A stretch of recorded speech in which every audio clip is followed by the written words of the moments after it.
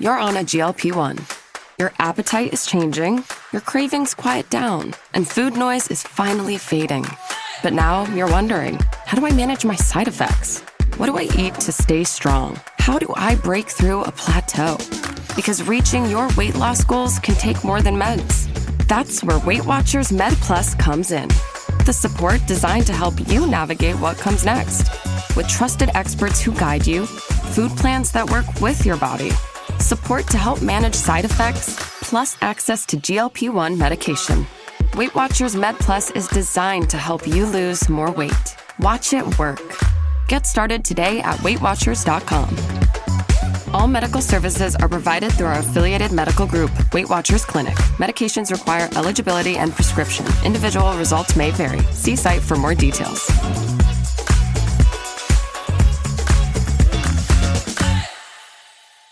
Did you know using your browser in incognito mode doesn't actually protect your privacy? Take back your privacy with IPVanish VPN. Just one tap and all your data, passwords, communications, browsing history, and more will be instantly protected. IPVanish makes you virtually invisible online. Use IPVanish on all your devices, anytime you go online at home and especially on public Wi-Fi. Get IPVanish now for 70% off a yearly plan with this exclusive offer at ipvanish.com/audio. Robots Radio. Games, lore, stories, community. Just press play.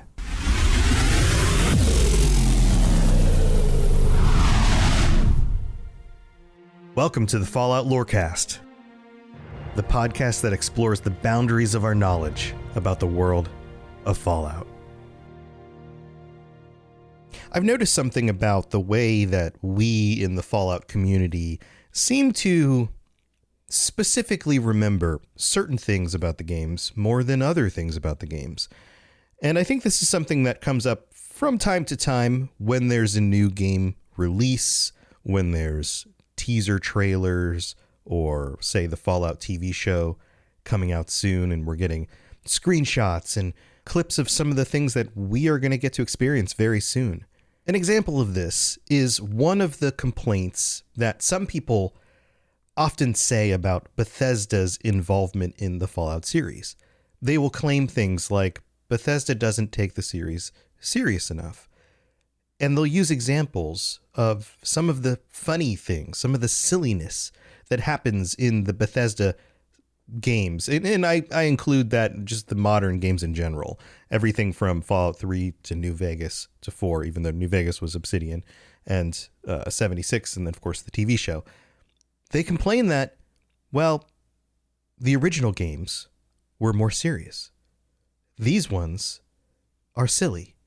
Wacky Wasteland in New Vegas is definitely an option for a reason, because if you want the real version of the game, you don't turn on Wacky Wasteland. There are things that happen in Fallout 3 or Fallout 4 or New Vegas that take the game in kind of this non-serious direction. Or the Fallout TV show has a Cyclops. That's a problem. And usually this critique revolves around this idea that the first two games were much more serious. They were much more grounded in a reality and in a setting that wouldn't have room for those kinds of things, which is a strange critique because Fallout 1 and Fallout 2 definitely have their own weird things in the games, and they grew over time. Fallout 1 had some weird stuff, had some silly things in it, and very specific references to pop culture movies and TV shows and books and things like that. But Fallout 2 has even more. The designers of those games did not take themselves overly serious. There were definitely serious moments, and there were definitely very dark moments as well. But they balanced it with things that were kind of bonkers when you get to it, or broke the fourth wall. So in today's episode, I'm going to detail a bunch of the different wacky things from Fallout 1 and 2, and make sure that everybody remembers where this series came from.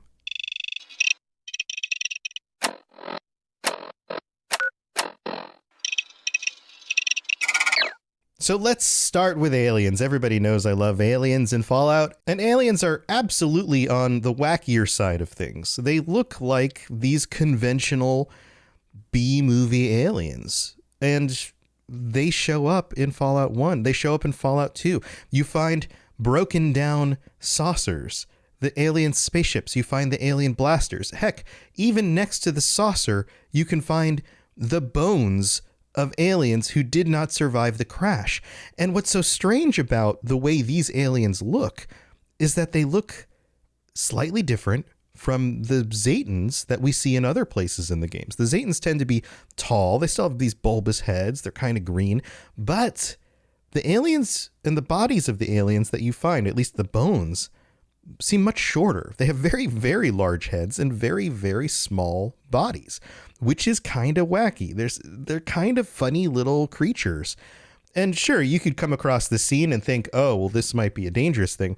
But for the most part, this is done kind of like a goof. This was an Easter egg. This was something that not every player came across in the game, or games, I guess I should say. And you might be thinking, okay, well, maybe this isn't too weird. If aliens are a real part of the series and they are a real danger to the people of the wasteland, then maybe coming across a crashed alien ship would be considered like a scary moment. Oh, maybe there's more of these lurking around or waiting to abduct me or something like that. But when you get close to the ship in Fallout 1, you can read the saucer, and there's a message on the saucer. It says, "Property of Area 51. Return if found." This is a joke.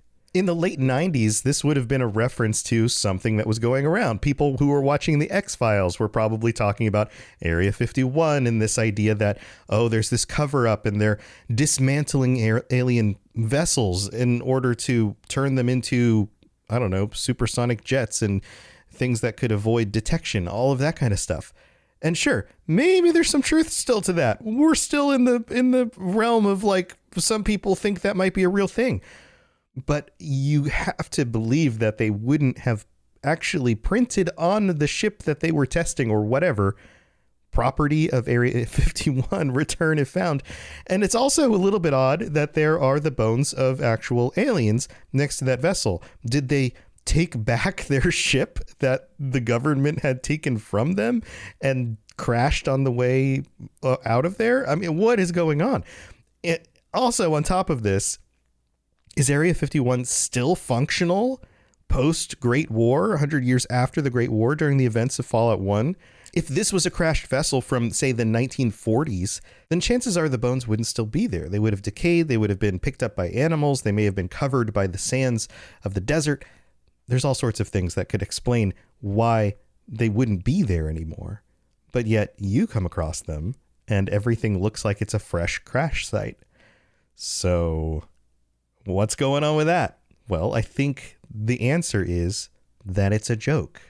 It's weird and it's funny on purpose.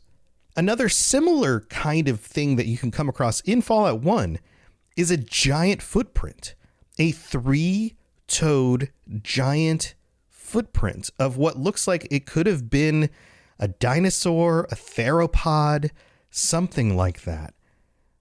The character Tycho comments on the nature of this footprint when you discuss it and says, "Yeah, I'd stay the hell away from whatever made that. Seriously, I've never seen anything like that. I think our best option is to move on fast."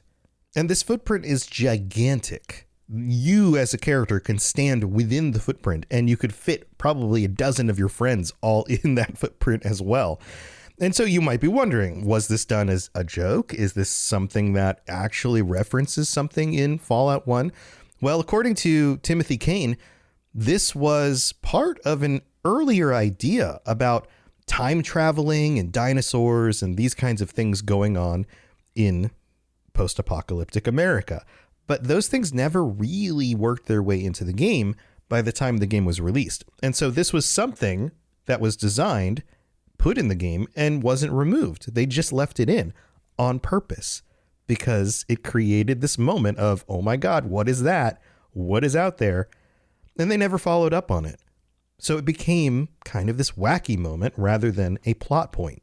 Another possible explanation for this is that it's a reference to a short film by Marv Newland called Bambi Meets Godzilla. And there's a very similar moment in that film. Either way, it's a wacky thing that stands out and is part of the first Fallout game. Now, as I discussed with Stuart way back, this is like years ago, in the first year of this podcast, that there are a lot of movie references in the first and second Fallout games, and those would be other references to things that were kind of put in the game as a joke, as something people would recognize, not to be taken overly seriously. Some of those references were used for very specific plot points and very grounded moments in the games, but others were just references. So go check that episode out on the audio version of the podcast. If there's a video version that you're watching right now, there's over 200, almost 300 episodes on the audio version on Spotify and Apple and all of that. But here, let's move on with some Fallout 2 stuff. Did you know that Fallout 2 has a number of characters that talk that normally wouldn't be able to talk? This is one of those things that I think is super weird, and weird in a way that is distinctly different and harder to believe than, say, a human being with one eye in the middle of his head rather than two. So in Fallout 2, there is a cave of rats that you can come across. This is a group of rats that have infested Klamath's Trapper Town, and they are, for the most part, mole rats.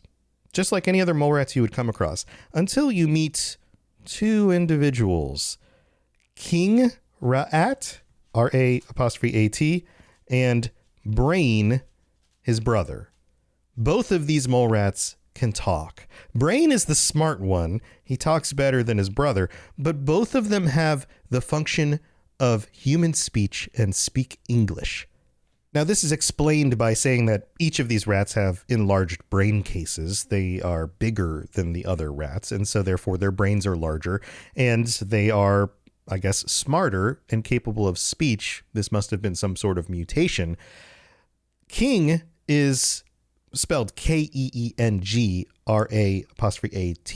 King Rat is what that's supposed to sound like, right? It's kind of a play on the spelling in order to show that this is a creature that isn't as intelligent as most people, but is close. And Brain is the smart one of the two, and is a reference to Pinky and the Brain, because Brain is part of this duo that includes Zomac. Zomac is a ghoul and is, I guess, the dumb one that Brain has go do things in order to take over the world, Pinky. Like that kind of thing. So this is like a double setup here. You've got two talking rats. That's weird. But then you have a reference to Pinky and the Brain, which, if you haven't watched, is from Animaniacs, which was a popular and hilarious cartoon series in the 90s and then was actually rebooted a few years back and is absolutely hilarious still today, even for adults. I found it very enjoyable. This is a wacky situation. And I'm not sure how you would justify this as being something to be taken overly seriously. Now, these aren't the only creatures that can talk that would be a surprise. Of course, there are the talking death claws. We've talked about them before.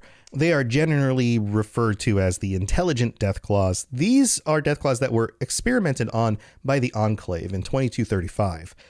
That experimentation gave them intelligence and the ability to talk to individuals, to speak English. And the reason for this was because the Enclave wanted them to be instructable, to give them commands, to be able to talk with them about plans and have them follow through with these things. Like, for example, storming Vault 13, kidnapping the population, eventually living with these people, and then the fallout from that, which I've talked about on previous episodes. But the idea here is that these are death claws that you could actually talk to. Some with an understanding similar to an 8-year-old human, but others more like an average adult. This higher level of intelligence even meant that socially among themselves, they functioned in a different kind of way. They had a hierarchy, but they were more peaceful, and there was an ethical code that they followed. They acted more like a tribe of people than a pack of wild animals. And you might argue that these are an important part of the plot of Fallout 2. They play into the end part of the game significantly. And you would be right. That is true. But that doesn't mean that it's any less weird for a character that plays one of the scariest creatures you can come across in the first Fallout game to all of a sudden be able to have conversations with you. I mean, come on, that's just weird. It's a weird development. This is one of those things that you have to imagine during the time where they were like coming up with different concepts for the way the game would play out and all of those things. Somebody pitches, hey, we should make some of these creatures talk. Okay, well, what kinds of things can we make talk? Well, some of the rats can talk. Well, if the rats can talk, maybe the Deathclaws can talk too. If it's some sort of mutation. Okay. Yeah, and then that could play into the whole story with the Enclave and the reason why they stormed the vault and all of that. Okay, that's great. So they're smart too. We've got just kind of general mutations that happen with certain types of creatures that you wouldn't expect that make them smart enough to talk. Yeah, we could do rats. We could do Deathclaws. We could also do plants. Yes, plants. There's at least one talking plant in the game. You might have thought rats and Deathclaws was pushing it. How about a talking spore plant? If you head over to Broken Hills, you can find a plot of land with a bunch of vegetation. It's like a little farm. And in that farm is Seymour, the talking plant. Now, clearly, this is another cultural reference. This is Little Shop of Horrors. The talking plant that wants to eat people, is called Seymour in that as well. And was grown by a insane professor. He's quoted as saying, "Yes, I do talk, better than some people, it seems. I'd smile at you right now, but I just don't have a mouth." And then it laughs. Now, of course, this plays into these side quests and isn't the only weird thing that this professor happens to have on the premises. There is a rad scorpion. Now, you might be thinking, oh, the rad scorpion talks as well. Not exactly. You see, this rad scorpion likes to play chess. Yep, chess. And there's even a challenge to defeat it playing chess in the game. This plays into the storyline with the professor. And by the way, he's just called the professor. That's all we know, professor. He's a crazy guy who has now somehow figured out how to make plants talk and make rad scorpions play games of chess. So from aliens to talking Deathclaws and talking plants and chess playing rad scorpions, and of course giant dinosaur footprints, there's a lot of wacky stuff in these games. But that's not all. There are moments in Fallout 2 especially that would feel more similar to watching Deadpool than watching a Fallout game, because characters will break the fourth wall. This is something that they were doing in this game back in the late 90s. So they were a little ahead of the time, at least if you consider this trend in some of the Marvel stuff, Deadpool and She-Hulk. And we're going to get to that after we take a quick break. It's time for that spring reset. I'm taking a look at everything in my closet and figuring out that, oh no, this absolutely needs to go. And it's about time I replace things so that my clothes aren't older than my 15-year-old. Now you might think that they lasted that long because they were well made, but no, they're in terrible condition. Unlike the new jeans I just got from Quince. Jeans have always been my personal go-to because you can kind of wear them for lots of different things, but maybe they're not your thing. Maybe you're looking for, 100% European linen with insanely soft flow-knit activewear fabric. It's definitely getting warmer, and their flow-knit activewear is moisture-wicking, anti-odor, and soft enough that you'll actually want to wear it every day. So pick out what you want. You can't go wrong because they have prices 50 to 60% less than similar brands. And like I said before, they are high quality. I continue to wear their clothes all the time, and I know that these new jeans are going to last me a lot better than the other things in my wardrobe. And on top of it, they look great. They're so comfortable, and I spent just as much on the jeans that I am now cleaning out of my wardrobe. So if you're looking for something better, just all around better, go check out Quince. So go do it right now. Refresh your wardrobe with Quince. Go to quince.com/falloutlore for free shipping and 365-day returns. Now available in Canada too. Go to QUINCE.com/falloutlore. or free shipping and 365-day returns. quince.com/FalloutLore. You're on a GLP-1. Your appetite is changing, your cravings quiet down, and food noise is finally fading. But now you're wondering, how do I manage my side effects? What do I eat to stay strong? How do I break through a plateau? Because reaching your weight loss goals can take more than meds. That's where Weight Watchers Med Plus comes in. The support designed to help you navigate what comes next. With trusted experts who guide you, food plans that work with your body, support to help manage side effects, plus access to GLP-1 medication. Weight Watchers Med Plus is designed to help you lose more weight. Watch it work. Get started today at WeightWatchers.com. All medical services are provided through our affiliated medical group, Weight Watchers Clinic. Medications require eligibility and prescription. Individual results may vary. See site for more details.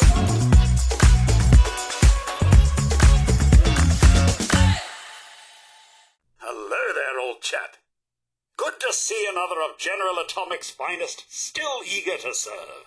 All right, welcome to the middle of the show. This is where we get to thank our patrons. And by the way, I just wanted to remind everybody who's listening that we have some new t-shirts up on the Robots Radio merch store. If you're looking for some fun t-shirts, there's one of a dark shadow of a Deathclaw coming up behind a soldier in power armor. There's another one with dog meat holding somebody's arm with the thumb extended but down because I guess they lost their arm.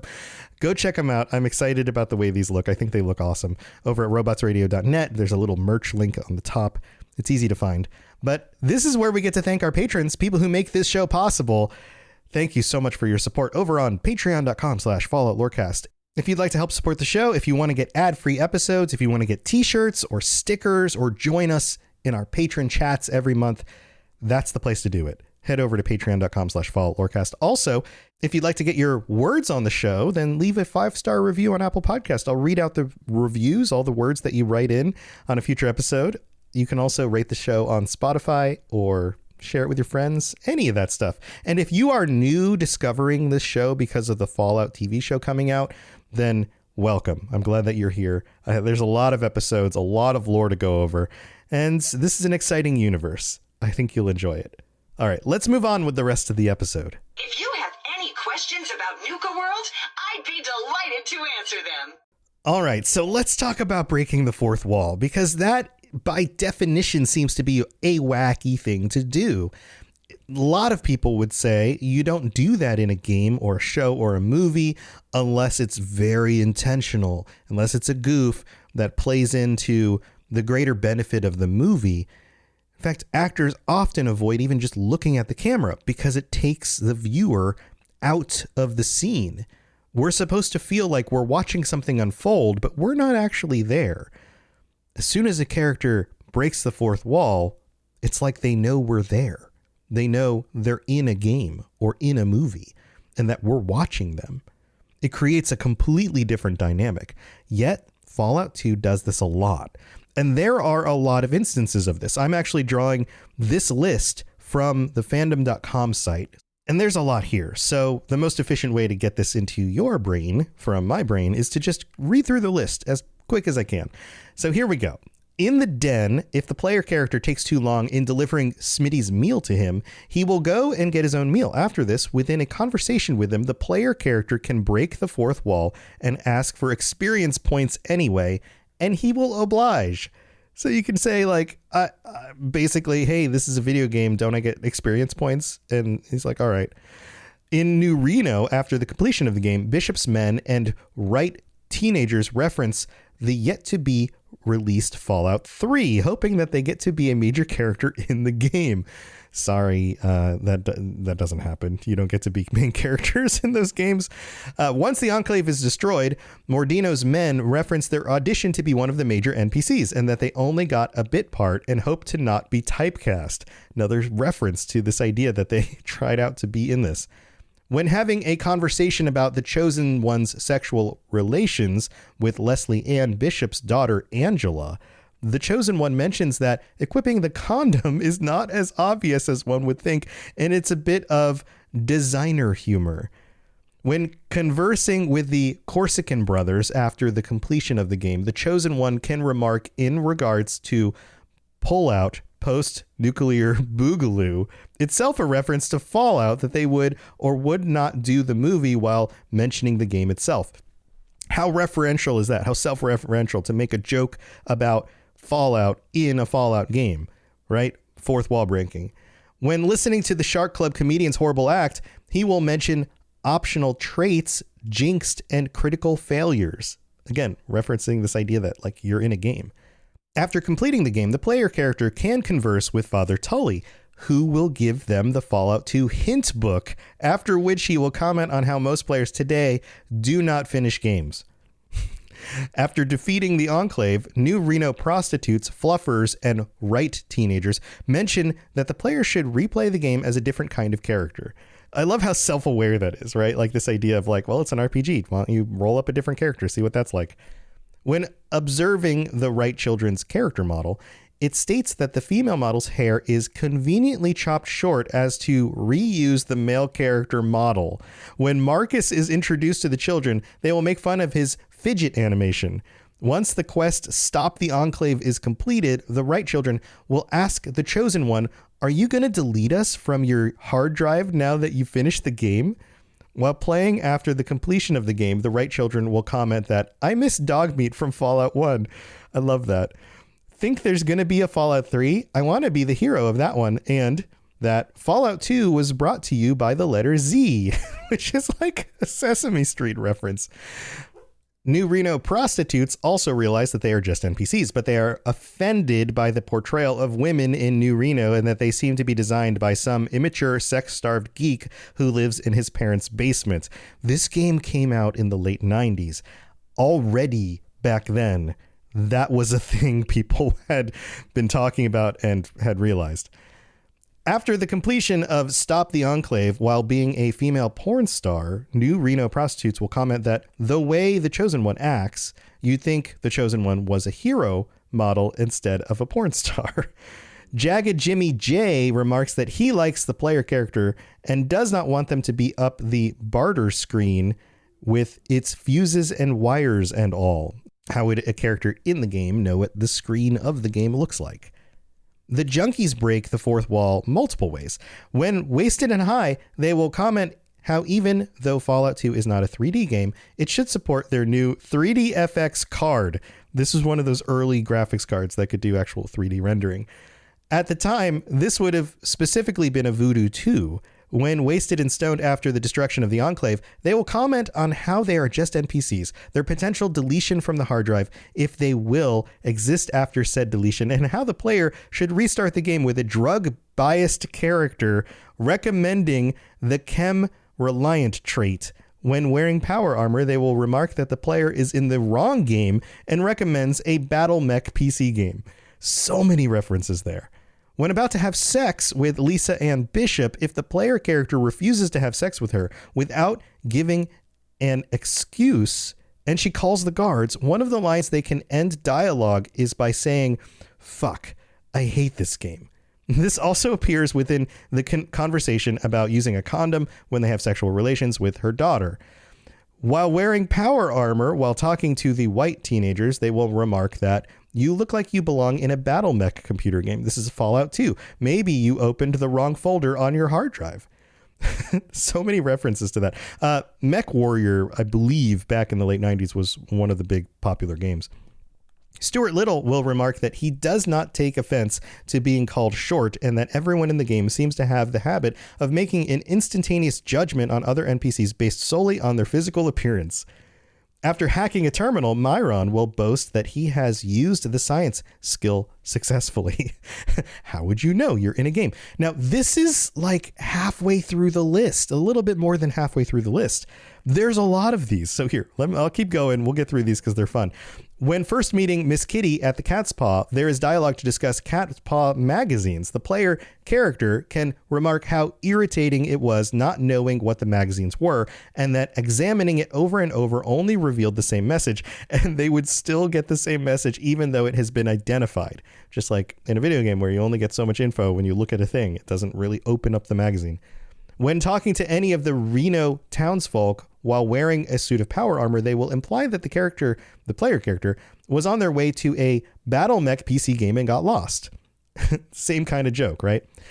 This is a good one. If the chosen one is of significantly low intelligence and is drunk on the third conversation with slot machines, the chosen one will utter that they finished the game and now they are just wandering around, worried that it is all over. They will also comment that Fallout 2 does not support their 3D effects card, while complaining that they spent so much money on it, as well as the fact that they spent their points wrong and now have a shitty character.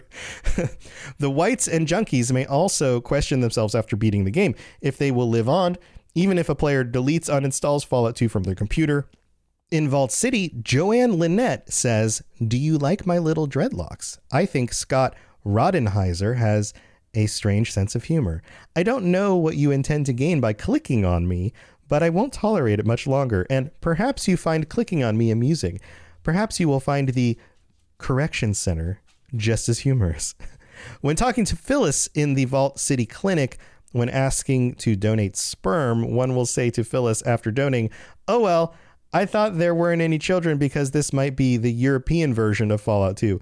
Goodbye." That's a reference to not being able to put kids in games like this where they could potentially be abused or damaged or killed or whatever. In Vault City, at the end of the quest, drink your weight in alcohol Z, gaining one of the raised or lowered hit point perks, the chosen one tells the parlor room bartender that they need to pop out of dialogue for a second and check my max hit points. When in NCR, if the chosen one talks to the enlightened one and says they are one of the enlightened when she asks what level they are, the chosen one can respond by saying, "Last time I checked my character page, I was level whatever the level was, but if I keep fighting random encounters, I'm sure I'll get to level 99 in no time," saying this will reward an extra 100 XP. There are used comments in Lynette's dialogue file where she again mentions Scott Rodenheiser, but also mentions T-Ray, who she thinks has too high thoughts of himself. Lynette has an unused comment saying, "Explain to me again why Fallout 2 doesn't have any black hero models." Now, this is an actual critique of the game because the designing your character section of the game didn't have the option to make a black character. It says also, "This is continued in the Cafe of Broken Dreams by a black hero model." And then finally, another unused comment is where Lynette would say, "Oh boy, sleep. That's where I'm a Viking." What? So, all right, there you go. Fourth wall breaking stuff in Fallout 2. There's a whole bunch of it. It seems like every other character, I'm being silly, but a lot of the characters seem to be aware that they're in a video game, that they're specifically in Fallout 2, that they have references to future Fallout games, past Fallout games, that they are aware of the fact that this even looks like a game, that what the overlays look like. All of that stuff is referenced in Fallout 2. So talking creatures, giant footprints, aliens, chess-playing rad scorpions, and self-aware characters in the game all existed in Fallout 1 and then especially in Fallout 2 before we got to any of the things that Bethesda did to update and change the world.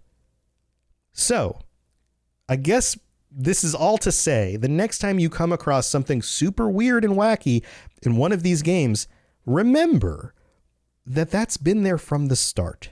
That is part of the DNA of a Fallout game.